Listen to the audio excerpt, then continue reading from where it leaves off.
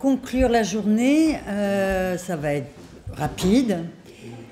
Pour vous dire qu'elle a commencé quand j'ai été opérée au premier jour de mes vacances 2022 sur mon lieu de villégiature, et que immédiatement après, quand Fernando a su qu'il fallait que dans 3 semaines je consulte à mon retour à Paris, d'emblée il m'a dit: tu vas voir Stéphane.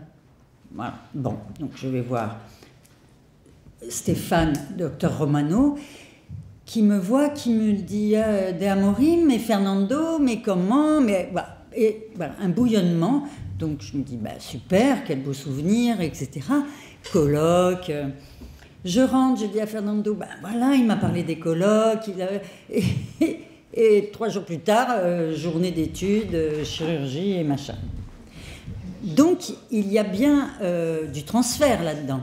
C'est la blessure providentielle. Et je ne le savais pas. Donc, c'est pour parler de cette clinique du partenariat, parce que quand même, j'étais assez bluffée, tellement de dynamisme et d'un côté et de l'autre. Et la dernière fois que Stéphane Romano est venu au colloque du RPH, c'était il y a 20 ans, en gros. Donc, il ne faut pas être pressé, mais apparemment, c'est toujours là. Donc, comment faire clinique du partenariat?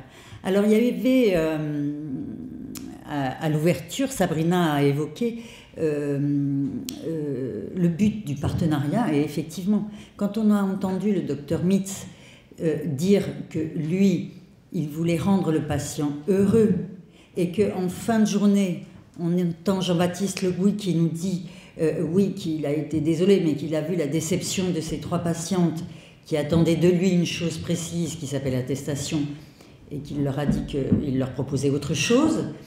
Il y a comment faire partenariat entre les deux, n'est-ce pas? On ne veut pas faire, on veut pas la visée d'un psychanalyste, c'est pas de faire son psychanalysant heureux.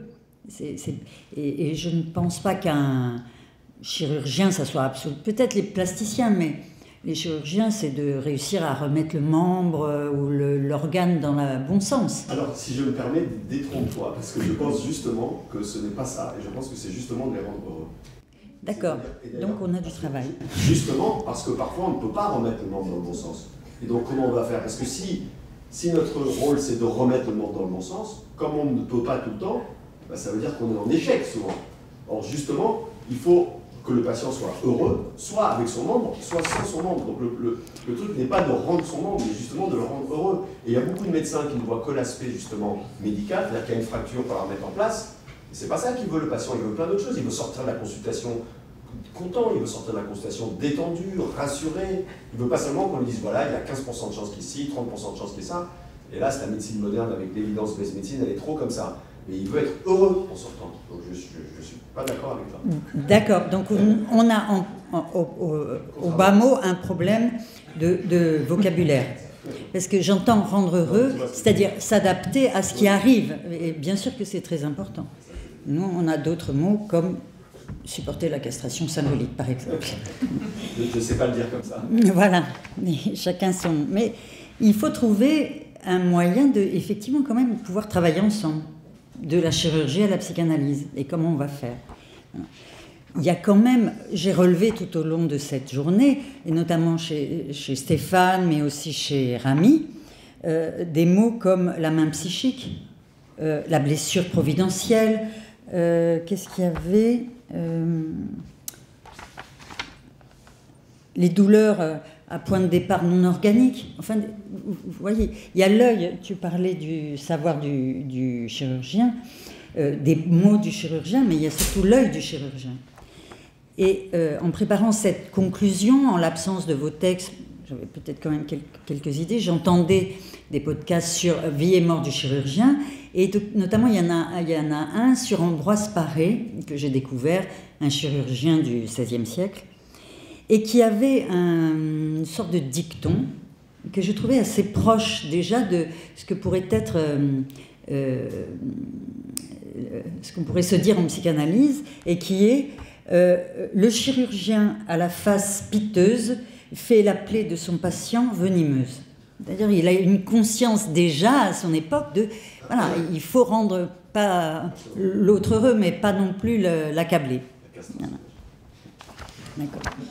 Donc, dans cette clinique comment faire clinique de partenariat, on a vu avec les cas du docteur Faugeras, du docteur Nemraoui, qu'il y a des biais qui peuvent être tout à fait gênants dans justement cette codification du transfert, comment vous pouvez adresser les patients aux psychanalystes. Donc, comment trouver un moyen. Cette journée, moi, m'a révélé que la clinique du partenariat ne peut se faire que par l'intuitu personnel. C'est-à-dire que sur ta figure à toi, des choses peuvent se faire, des échanges peuvent se faire. C'est ce que disait Laure Baudiment. C'est pas anonyme. Vous n'allez pas envoyer vers quelqu'un que vous ne connaissez pas. C'est normal. Et ce matin, Rami Selinger, et je terminerai là-dessus, évoquait la main qui a dépassé le créateur. Enfin, bon, la main, au départ, n'a pas été pensée pour jouer du Liszt. Bon. Mais moi, je me suis dit, l'huître non plus n'a pas été pensée pour être mangée, a priori. Et pourtant, on s'en régale. Donc, je pense que la clinique du partenariat, c'est cela. Il faut trouver un moyen de faire céder la coquille, si vous êtes d'accord.